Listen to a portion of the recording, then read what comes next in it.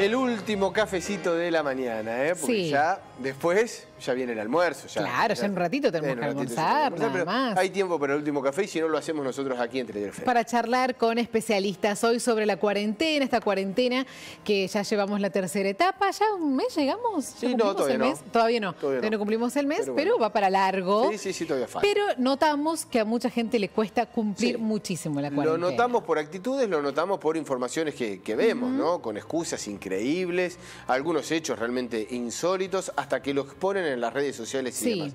Pero allí tiene que haber algún factor psicológico, uno cree, del por qué nos cuesta tanto aceptar estas recomendaciones que son para nuestra salud. Eso, para cuidarnos entre todos. Y le vamos a sumar también a eso que vos decís, las causas penales que también implica esta violación de las cuarentenas. Por eso vamos a invitar a un abogado y a una psicóloga. Muy bien, Agustina Revuelta es psicóloga, ahí la estamos viendo. ¿Cómo te va, Agustina? Hola chicos, muy bien. Hola. Y también Augusto Lucero. También, abogado. También lo saludamos al doctor. ¿Cómo le va? ¿Cómo anda? ¿Cómo anda, Augusto? ¿Bien? Bienvenidos. Muy bien, acá. Muchas gracias. La verdad que muy contento de acompañarlos a la distancia, obviamente, pero como siempre, con gusto de aportar. Bueno, se lo ve más relajado en cuanto a la indumentaria, por lo menos, Augusto. Sí, porque venía siempre así muy... Sí, ya dejamos el saco y la corbata. Claro, se ve no tiene el traje hoy. No, se ve que la cuarentena... ya ponerse el traje en su casa para salir... Se ve que la cuarentena lo ha relajado un poco, ¿es así, Augusto? Efectivamente, esperemos que esto también se pueda trasladar en un futuro y a los abogados nos permita por ahí la idiosincrasia de la misma ciudad relajarse con la ropa. No sería lo más importante, hay otras cosas para atender también, pero bueno, todo tiene que ver con todo. Agustina, vamos a comenzar por vos y tu visión profesional. No sé si coincidís, pero nosotros tenemos la visión de que nos cuesta mucho como sociedad, como individuo, sostener la cuarentena. Sí, por supuesto, pero considero que también nos va a costar mucho más si pensamos que es una imposición y que es algo que viene como de arriba, ¿no? Por eso. Esto que tengo que hacer lo que dice el presidente o hacer lo que me piden los otros. Eso ya es más desde una obligación y una imposición. Si yo tomo la decisión como adulto responsable de mis actos y decido quedarme en mi casa, ¿sí?, es otra postura. Claro. Y emocionalmente lo recibo desde otra manera. A ver, yo decido quedarme en mi casa por mi salud, por la salud de mi familia, por mis vecinos, ¿no? Y porque soy responsable, respondo de mis actos en caso de que no cumpla con este aislamiento. Todos sabemos qué es lo que va a pasar si no cumplimos con el aislamiento, ¿no? En donde hay una consecuencia desde legal, ¿no? Que bueno, después Augusto va a saber, nos va a explicar su área, ¿no? Pero esto desde que me puede parar la policía, me pueden poner una multa, supongo, me pueden llevar preso, a ver, todos sabemos las consecuencias. El tema es si yo puedo hacerme responsable como adulto de mis decisiones y de mis actos, ¿no? Claro, es buena la mirada que tenés, que bueno, por lo pronto no lo había escuchado. Es cierto, nos cuesta que nos obliguen, nos cuesta que nos digan lo que tenemos que hacer. Somos como rebeldes. Somos por naturaleza, ¿no? Porque, fíjate, es cierto, Agustín, lo que vos decís, la cantidad de casos que hay que saben, porque como vos decís, sabemos las consecuencias, sabemos que o a mí no me van a decir qué tengo que hacer. Pero sin embargo salgo. Exacto. Y muestro así como una rebeldía y me atengo a lo que me cueste, porque después tendré que pagar lo que corresponde, me detendrán, pero hay muchos casos, ¿viste? En diferentes lugares del país y del mundo también que la violan más allá de saber lo que significa. Tal cual. Hay como muchos factores, ¿no? No voy a generalizar porque cada caso es particular. Pero por supuesto que nos encontramos también con emociones nuevas que no las teníamos dentro de una rutina y una organización, ¿no? De esto del control. Estaba como más controlado, la sensación del control. A ver, nos encontramos con miedos, angustias, frustraciones. Nos encontramos con esto de que necesito salir pero no puedo. A ver, mucha tristeza, enojo, mucho enojo se ve, ansiedad. Estas emociones nuevas va a depender de los recursos emocionales que yo tenga, ¿sí? Si los voy a poder transitar en casa de una manera más saludable. Y en caso de que yo no tenga esos recursos, no cuente con esos recursos, también parece que está bueno pedir ayuda, ya sea terapéutica o desde el lado de la salud, ¿no? Y también ir llevando y poniendo en práctica estos tips que ya todos sabemos, esto de no aislarnos, el aislamiento es físico y no emocional, no vincular. Y hay, hoy por hoy, por suerte, tenemos distintas herramientas como para que eso no suceda, ¿no? Ese aislamiento emocional. Augusto, y con respecto a las penas, uno habla de detenidos, de demorados, de notificados, de multas. ¿Cómo lo toma la justicia? ¿Cuál es la segmentación que se hace al incumplimiento? Bueno, principalmente acá hay que distinguir lo que sería una cuestión meramente penal de otra contravencional propia de lo que sería la justicia local de cada localidad, ¿sí? Bien. Si hablamos de la cuestión penal, de que hace alusión directamente a la aplicación de las penas más severas, obviamente, el artículo 205 y 239 hacen directa mención de cuáles son obviamente, las acciones delictivas que están comprendidas dentro de la violación de la cuarentena. Y yo también aquí podría incluir también lo que es la apología del delito, que es el artículo 213. Con relación a lo que sería el 205, este artículo reza que justamente se va a reprimir con prisión a quien, prisión que puede ir de 15 días a un año, al que resistiera o desobedeciere a un funcionario público en ejercicio legítimo de sus funciones, ¿sí? Esto es el famoso desobediencia al funcionario público. Y quizás ya en una cuestión más compleja y también más grave, tenemos ya lo que es directamente la aplicación del artículo 205, ya que acá ya en este caso la pena es prisión de 6 meses a 2 años. Y se impone que violare las medidas adoptadas por las autoridades competentes, en este caso el Poder Ejecutivo Nacional, para impedir la introducción o propagación de una epidemia. ¿Sí? ¿Son efectivas esto, Augusto, o está la posibilidad de que sean escarcelables? No, son escarcelables en principio porque justamente la gravedad de la pena, ¿sí?, máxima podría estar incluida dentro de los beneficios de escarcelación. No es escarcelación, sino no incurrir en lo que sería una prisión preventiva, el dictado de una prisión preventiva. ¿Sí? Esa es una de las exclusiones que tiene la prisión preventiva, en el caso de que sea menos de 3 años la pena mayor. De todas formas, yo a esto le quedaría sumar también lo que es la apología del delito con esta especie de viralización que hubo el fin de semana de un coterráneo nuestro, ¿sí? ¿En qué consiste la apología de esto? Esto que venía hablando es en la promoción, incitación o elogio de un hecho que, de acuerdo a nuestra legislación, se encuentra tipificado como un delito. Entonces, sería promocionar esta acción que ha roto, en definitiva, lo establecido por la normativa, ¿se entiende? Este festejo, este auto festejo justamente de algo que en definitiva fue en contra de nuestra normativa, también podría ser incluido dentro de esta tipología de apología del delito. Augusto, el ciclista ya fue imputado y ¿qué le correspondería a él? ¿De qué depende la sanción que te corresponde? De la gravedad de la violación de esta cuarentena, pero ¿cuáles serán los parámetros? ¿Cuáles son? Y eso va a quedar librado principalmente al ojo que tenga la Fiscalía y obviamente el Ministerio Público Fiscal, ¿sí? Recordemos que para que llegue en definitiva a lo que sería una sentencia tiene que atravesar todo el proceso, y eso va a depender principalmente de todo el material probatorio que se junte a lo largo del mismo procedimiento. Me gustaría aclarar que esta persona que ha sido sometida justamente a una imputación, evidentemente va a tener una inconmensurable cantidad de inconvenientes a lo largo del mismo, justamente porque cualquier proceso judicial que es abierto contra un individuo conlleva no solamente gastos, sino cuestiones que pueden implicar restricciones a la movilidad y obviamente la libertad personal. Más allá de que en algún momento pueda resultar plausible de la aplicación de una pena o no, ¿sí? Esto, a ver, no es gratuito romper la cuarentena, digamos, no es gratuita, digamos, y no hablo de una cuestión monetaria, sino de una cuestión penal, judicial.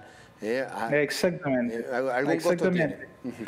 Más allá de que en nuestro Código Procesal Penal tenemos lo que en el artículo 13 bis, si mal no recuerdo, tenemos normativizado lo que es la justamente posibilidad del fiscal de que en caso de que sea un delito o un hecho insignificante, pueda prescindir total o parcialmente del ejercicio de la acción penal, ¿sí? Esto se llama es un criterio de oportunidad, es la oportunidad arreglada. Entonces el fiscal con buen tino, en algunos casos, en estos que son de muchísimo menor gravedad, como por ejemplo el vecino que sale y solamente para adquirir, por ejemplo, algo en una farmacia que está a más de 5 cuadras de su domicilio. Sí. Son cuestiones menores.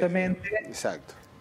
Claro, cuestiones menores las puede evitar, pero en caso de esto, que sea un delito en flagrancia, incluso que sea difundido, que es casi evidente, la Fiscalía tiene la obligación de actuar. ¿Sí? Ya está encuadrado de una manera distinta. Yo justamente en ese sentido le quiero preguntar a Agustina, porque más allá de romperla después, mucho la suben en las redes, digamos, como que está esa necesidad de demostrar, ¿no? que se ha roto. Eso también es un aspecto, bueno, bastante novedoso, digo, por la utilización de las redes en estos tiempos. Sí, tal cual. Bueno, las redes solamente uno muestra lo que quiere mostrar, ¿no? Hay cuestiones ahí después en todo un detrás de escena que es la vida misma en donde no se muestran las redes.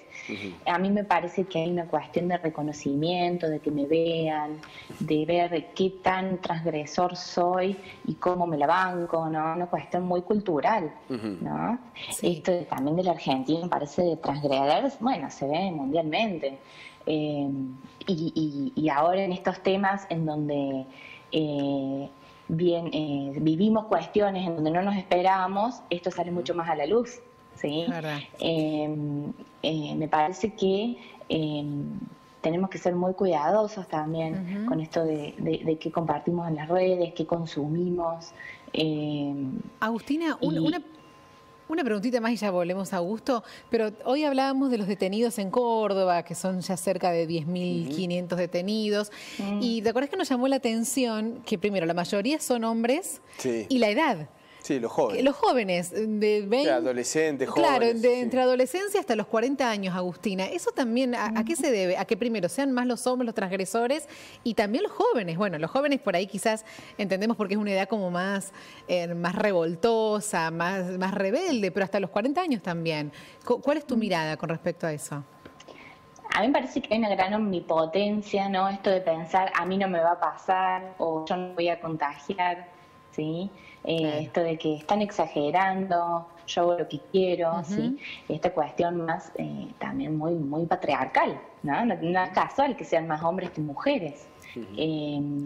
Y me parece que también, desde por lo menos de mi mirada, esto de que al hombre tampoco se le permite vivenciar el miedo. El miedo es una emoción que nos cuida, ¿sí? No es una emoción que nos paraliza. Entonces, me parece que si yo me conecto con el miedo y dejo escuchar el mensaje que me envía el miedo, qué es lo que me está diciendo, es decir, esto de cuidarte, quédate en tu casa, resguardate, cuida a tu familia, voy a tomar otra actitud que va a ser la de solidaridad, de colaboración, de responsabilidad y no ubicarme en el lugar de solamente satisfacer mis deseos, que por ejemplo es salir a andar en bici. O salir a dar una vuelta, ¿sí? Es muy diferente lo que es una necesidad de lo que es un deseo. En estas cuestiones me parece que se están satisfaciendo deseos, no necesidades, que es ir, por ejemplo, al supermercado una vez por semana y ir a comprar lo que necesito para comer, ¿no? Exactamente. Hay como una diferencia y están los dos grupos, esto de que el grupo de personas que acatan y que responden ante el pedido, ¿no? De este aislamiento social preventivo, y está el otro grupo en donde dice, a mí nadie me va a decir lo que tengo que hacer, yo voy a hacer lo que tenga ganas. Augusto. Y en el medio también están las personas que oscilan, ¿no? Entre que dicen, bueno, si mi vecino salió a dar una vuelta, sí, yo también. Yo también. O puede estar que se dice, si mi vecino se queda en casa, bueno, yo también lo voy a hacer. Hablemos de los que son los más, no estos casos que se han difundido, que han tenido gran trascendencia, que por ahí son los más graves, ¿no? Lo que recién comentábamos, el hecho del ciclista detenido después a la madrugada, que le secuestraron la bici, el teléfono y demás. Pero si no, aquellos casos, si se quiere, entre comillas, menores, en que vas a un control, no tenés el permiso. ¿Qué es lo que te depara? Es decir, ¿cómo sigue tu vida? Obviamente que no vas detenido. ¿Qué sos notificado? ¿Cómo continúa tu vida? Claro, justamente acá se le ha brindado la posibilidad a la policía de la provincia que proceda a notificar a la persona. En algunos casos, llevándola justamente hasta la dependencia policial cercana, lo que malinterpretan algunos como detenciones, claro. ¿Sí? Simplemente una demora en la cual se le toman los datos y se le notifica de la comisión de delito y lo insta a evitarlo, justamente por esto que hablaba hace un momento de lo que es la oportunidad reglada, ¿sí? El principio de oportunidad reglada. Y en ¿Eso quiere decir que queda en la nada? En los cuales... ¿Cómo? ¿Eso quiere decir que queda en la nada? Te avisan y no. Sí, como, a ver, el voto obligatorio. No conozco gente que haya pagado una multa por no ir a votar. Digo, por ejemplo, como para poner un caso, ¿no? No necesariamente, es una advertencia. Sí, posteriormente, eso genera un antecedente. Genera antecedentes. Si esto conlleva una ruptura nuevamente a esta obligatoriedad de mantener el aislamiento y es detectado por las autoridades, se va a iniciar así un proceso penal contra esa persona. Justamente lo que hay que evitar es salir de su casa. Entonces, ante la primera advertencia es muy simple, la segunda ya no va a haber contemplación de ningún tipo y se va a iniciar sí la acción correspondiente por cualquiera de las tipologías penales que antes les comenté. También esto depende de cada circunscripción, no solamente de la provincia, sino de cada circunscripción municipal, de qué hacer con relación al automóvil en el cual se está trasladando a la persona, si es que es demorada arriba del automóvil, ¿sí? Bien. En algunas ocasiones, puntualmente Río Cuarto, esto sí queda retenido y hasta el reanudamiento, en definitiva, de la actividad administrativa, del receso administrativo que actualmente estamos atravesando, no se va a poder retirar el mismo, ¿sí? Con la correspondiente aplicación de una multa. ¿Multas de hasta cuánto, Augusto, se están cobrando? ¿Multas de qué importe aproximado? Y depende, cada municipio. En Río Cuarto llegan a 20.000 pesos. ¿90.000? 20.000. 20.000. Bueno, igual. Sí, de todas formas, esto va sumando también lo que son los días de demora que tiene uno en ir a retirarlo, así que van a ser multas muy abultadas. Entonces es absolutamente imperioso que concienticemos a la población de que no solamente no debe salir por una cuestión de que pone en riesgo su salud, la de sus vecinos, de su familia y por lo tanto su vida, sino que también una cuestión patrimonial que va a ser extremadamente oneroso. También allá hay algo que me gustaría aclararlo, que hace un tiempo, en La Voz del Interior y un par de réplicas que hubo después en redes sociales, se habla de lo que es el decomiso de los automóviles, ¿sí? Esto de que si el automóvil es utilizado para la comisión de un delito, la justicia pase a extinguir el dominio que recae sobre ese vehículo y atribuírselo, en definitiva, al Estado. Bueno, esto fue mal interpretado en muchas ocasiones y mal difundido. Esto ocurre siempre y cuando haya una sentencia por medio. No es que uno lo paren en un control, le sacan el auto y ya está, lo pierde por siempre. ¿Sí? Quiero que quede bien claro. Perfecto. Volviendo a Agustina, esto de las multas, de ser hijo del rigor, ¿influye psicológicamente a la hora de tomar la decisión? ¿Lo filtramos a eso o no? Bueno, va a depender de cada uno, ¿no? Pero me parece que en algunas cuestiones sí funciona. Y me parece que tranquiliza un poco también saber que hay una cuestión desde el Estado y una cuestión desde la afuera que me está cuidando, ¿no? Lo puedo ver desde una mirada en que me van a reprimir o desde una mirada que me están cuidando y están trabajando para nosotros, ¿sí? Va a depender desde qué mirada lo veo. Y me parece que está bueno también tener en claro que no es alguien valiente quien hace estas cuestiones y quien no tiene miedo y no se cuida, sino quien es alguien inconsciente, ¿sí? Que no puede empatizar, no puede pensar en los otros, sino simplemente en su deseo o en su necesidad o en lo que quiere generar en los otros. ¿Sí? Sí, sí. Perfecto. Bueno, y falta todavía en esta cuarentena, así que tenemos que seguir preparándonos para esto. Vamos a tener más deseos de salir, ¿no, Agustina? ¿Cada vez más? ¿O iremos entendiendo qué es lo correcto esto? A mí me parece que es un proceso, ¿no? Quizás los primeros días era como, qué bueno, voy a estar en casa, qué bueno, voy a poder hacer un montón de cosas que con el tiempo en la rutina no podía. Después podemos pasar por una fase de como, ya no aguanto más, quiero salir, quiero hacer todas las cosas en el afuera que capaz que sin cuarentena no las quería hacer, ¿no? Y después llegamos como a una meseta en donde, bueno, si yo acepto la realidad tal cual es, lo que está sucediendo, sin ir en contra de eso, puedo acomodarme y puedo hacer una rutina y puedo llevar la vida lo más como normal, si se puede decir, dentro de casa. Y también poder ver esta mirada de que yo sí me puedo quedar en casa, ser agradecido, ¿no? Y puedo satisfacer mis necesidades básicas, que es un techo, comida, abrigo. Sí, ¿no? En una situación básica. Quizás otras personas no. Exactamente. Que eso tiene que ver con el lado de empatizar. Bueno, el último mensaje, Augusto, es que no es gratuito. No. Es decir, alguna situación vas a tener que pagar. Si rompes la cuarentena. Antecedente. Exactamente. Con algo está previsto, digamos, dentro de la ley esa situación. Exactamente. Con alguna cuestión nos vamos a tener que volver a casa, si es que podemos volver en el caso que sea una primera oportunidad y obviamente que no sea tan grave.